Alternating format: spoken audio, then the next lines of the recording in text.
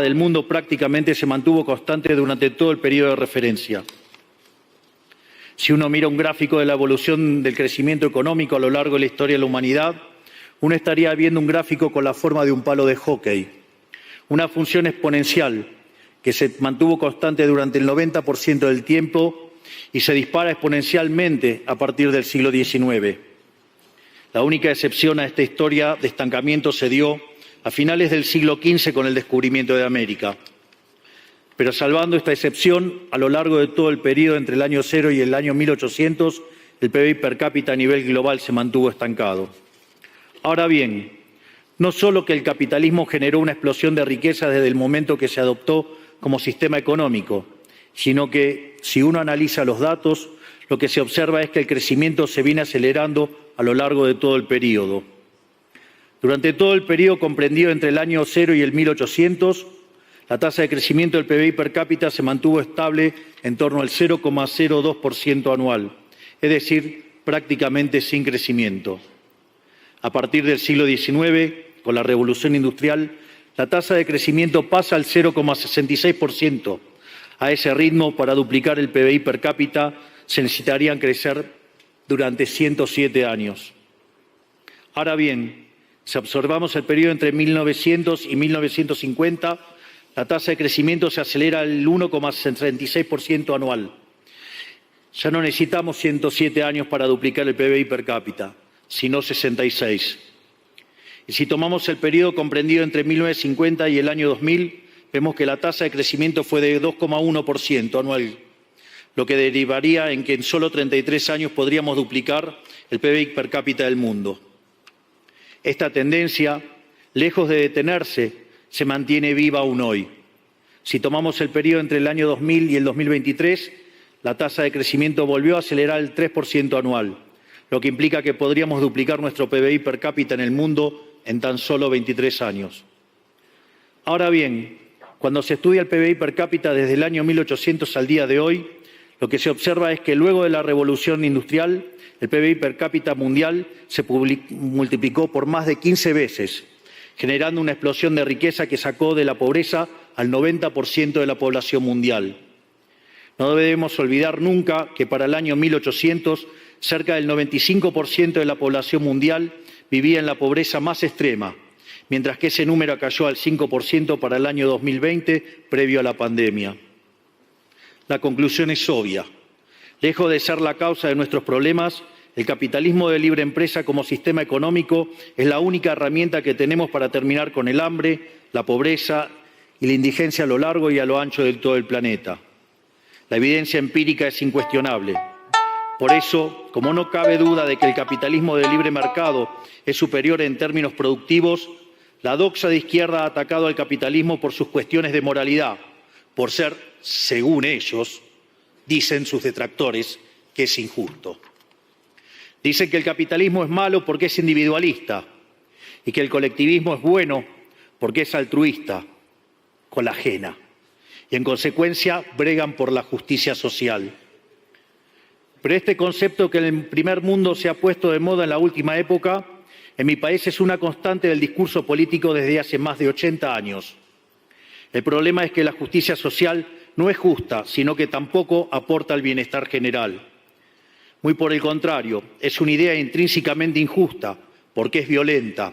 Es injusta porque el Estado se financia a través de impuestos y los impuestos se cobran de manera coactiva. ¿O acaso alguno de nosotros puede decir que paga los impuestos de manera voluntaria? Lo cual significa que el Estado se financia a través de la coacción y que a mayor carga impositiva, mayor es la coacción, menor es la libertad. Quienes promueven la justicia social parten de la idea de que el conjunto de la economía es una torta que se puede repartir de una manera distinta. Pero esa torta no está dada, es riqueza que se va generando en lo que, por ejemplo, Israel Kirzler llama un proceso de descubrimiento de mercado. Si el bien o servicio que ofrece una empresa no es deseado, esa empresa quiebra a menos que se adecúe a lo que el mercado le está demandando.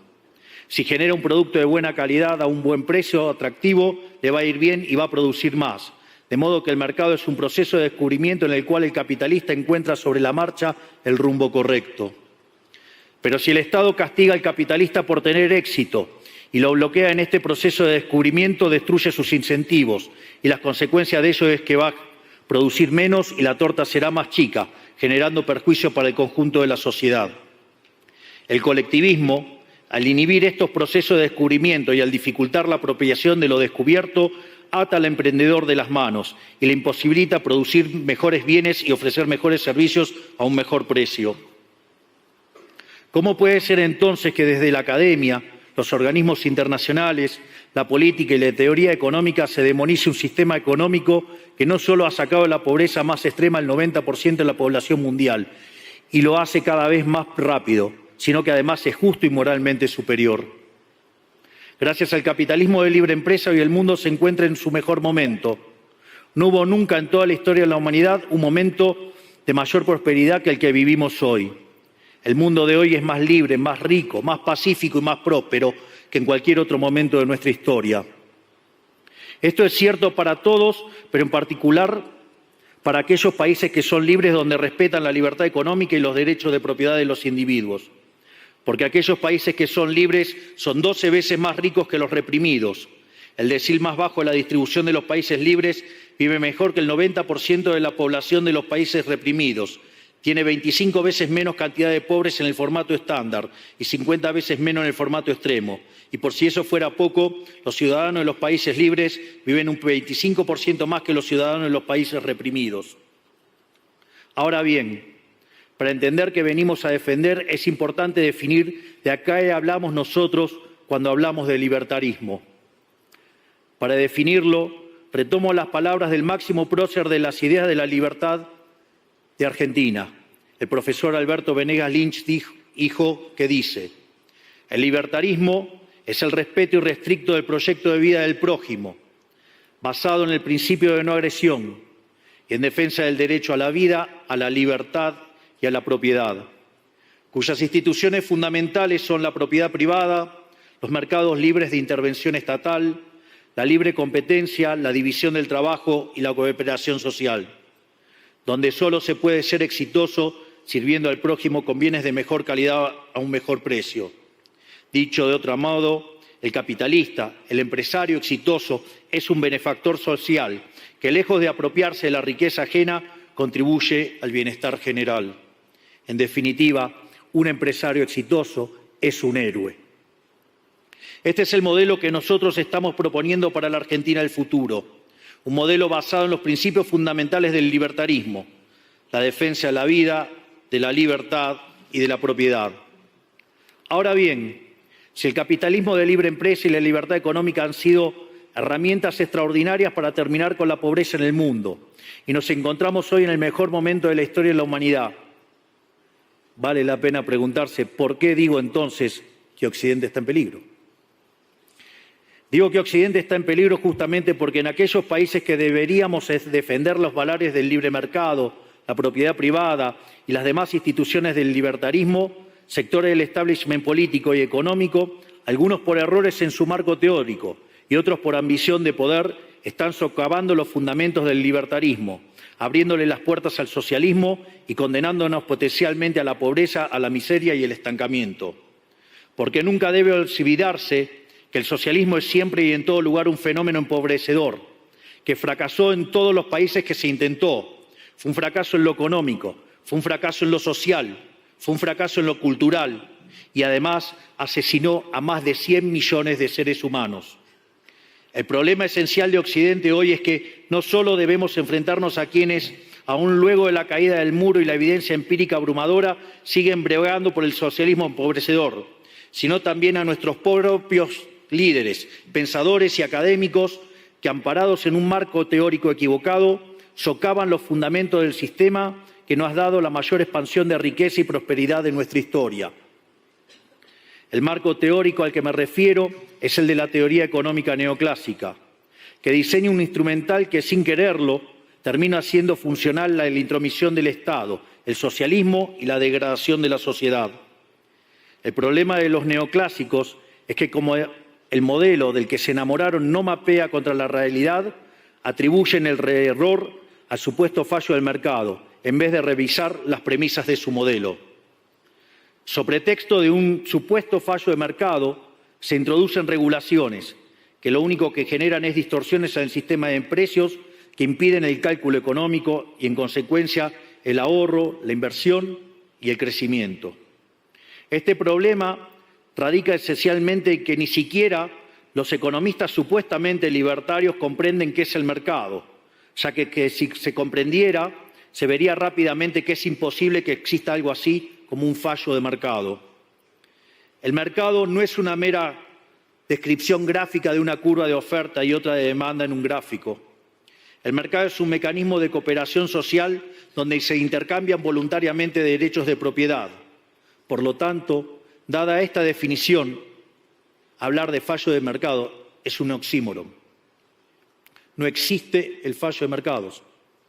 Si las transacciones son voluntarias, el único contexto en el que puede haber un fallo de mercado es si hay coacción.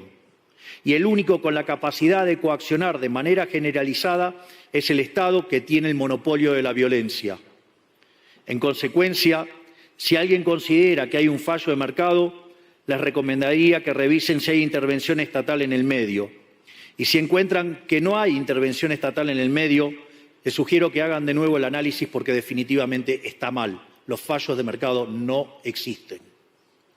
Un ejemplo de los supuestos fallos de mercado que describen los neoclásicos son las estructuras concentradas de la economía. Sin embargo, sin funciones que presenten rendimientos crecientes a escala, cuya contrapartida son las estructuras concentradas de la economía, no podríamos explicar el crecimiento económico desde el año 1800 hasta hoy. Fíjense qué interesante. Desde el año 1800 en adelante, con la población multiplicándose más de 8 o 9 veces, el producto per cápita creció más de 15 veces. Es decir, existen rendimientos crecientes. Eso llevó la pobreza extrema del 95% al 5%. Sin embargo, esas presencias de rendimientos crecientes implican estructuras concentradas, lo que se llamaría, por ejemplo, un monopolio. ¿Cómo puede ser que algo que haya generado tanto bienestar para la teoría neoclásica, eso es un fallo de mercado? Economistas neoclásicos, salgan de la caja. Cuando el modelo falla, no hay que enojarse con la realidad, hay que enojarse con el modelo y cambiarlo. El dilema que enfrenta el modelo neoclásico es que dicen querer perfeccionar el funcionamiento del mercado atacando lo que ellos consideran fallos, pero al hacerlo no solo abren las puertas del socialismo, sino que atentan contra el crecimiento económico. Ejemplo, regular monopolios, destruirle las ganancias y destrozar los rendimientos crecientes, automáticamente destruiría el crecimiento económico. Dicho de otro modo, cada vez que ustedes quieran hacer una corrección de un supuesto fallo de mercado, inexorablemente, por desconocer lo que es el mercado o por haberse enamorado de un modelo fallido, están abriendo las puertas al socialismo y están condenando a la gente a la pobreza.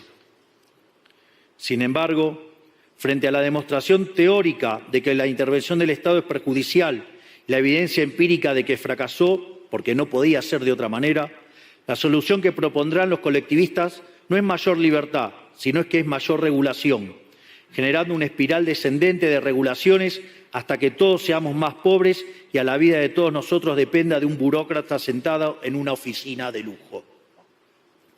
Dado el estrepitoso fracaso de los modelos colectivistas y los innegables avances del mundo libre, los socialistas se vieron forzados a cambiar su agenda. Dejaron atrás la lucha de clases basada en el sistema económico para reemplazarla por otros supuestos conflictos sociales igual de nocivos para la vida en comunidad y para el crecimiento económico. La primera de estas nuevas batallas fue la pelea ridícula y antinatural entre el hombre y la mujer. El libertarismo ya establece la igualdad entre los sexos. La piedra fundacional de nuestro credo dice que todos los hombres somos creados iguales, que todos tenemos los mismos derechos inalienables otorgados por el Creador, entre los que se encuentran la vida, la libertad y la propiedad. En lo único que devino esta agenda del feminismo radical es en mayor intervención del Estado para entorpecer el proceso económico, darle trabajo a burócratas que no le aportaron nada a la sociedad, sea en formato de ministerios de la mujer o organismos internacionales dedicados a promover esta agenda. Otro de los conflictos que los socialistas plantean es del hombre contra la naturaleza. Sostienen que los seres humanos dañamos el planeta y que debe ser protegido a toda costa, incluso llegando a abogar por mecanismos de control poblacional o en la agenda sangrienta del aborto. Lamentablemente, estas ideas nocivas han pregnado fuertemente en nuestra sociedad. Los neomarxistas han sabido cooptar el sentido común de Occidente. Lograron esto gracias a la apropiación de los medios de comunicación, de la cultura, de las universidades y sí, también de los organismos internacionales. Este último caso es el más grave, tal vez, porque se trata de instituciones que tienen enorme influencia en las decisiones políticas y económicas de los países que integran esos organismos multilaterales. Por suerte, somos cada vez más los que nos atrevemos a levantar la voz, porque vemos que si no combatimos frontalmente estas ideas, el único destino posible es que cada vez vamos a tener más Estado, más regulación, más socialismo, más pobreza, menos libertad y, en consecuencia, peor nivel de vida. Occidente, lamentablemente, ya comenzó a transitar este camino.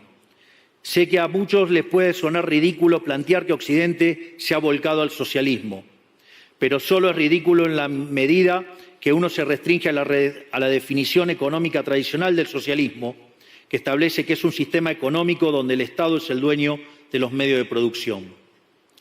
Esta definición debería ser, desde mi punto de vista, actualizada a las circunstancias presentes. Hoy los Estados no necesitan controlar directamente los medios de producción para controlar cada aspecto de la vida de los individuos. Con herramientas como la emisión monetaria, el endeudamiento, los subsidios, el control de la tasa de interés, los controles de precios y las regulaciones para corregir los supuestos fallos de mercado, pueden controlar los destinos de millones de seres humanos.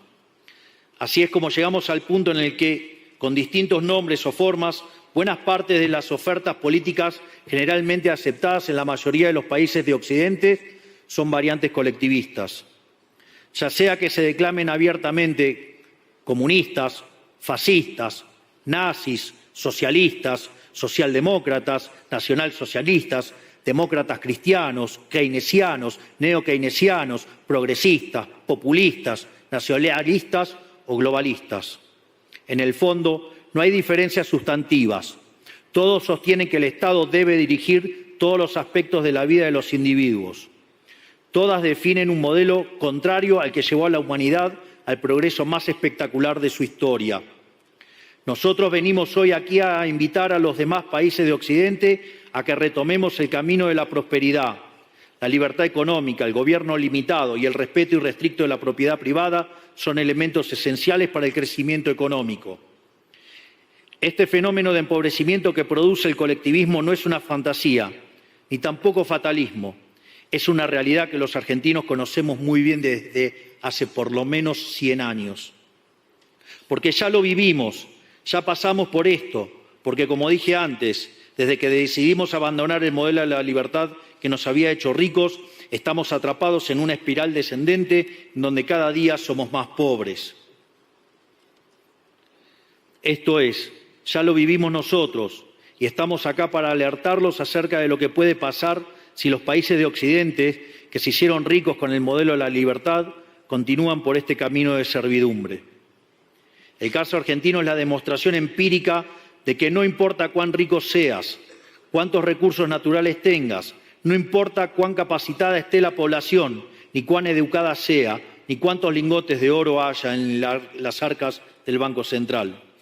Si se adoptan medidas que entorpecen el libre funcionamiento de los mercados, la libre competencia, los sistemas de precios libres, si se entorpece el comercio, si se atenta contra la propiedad privada, el único destino posible es la pobreza.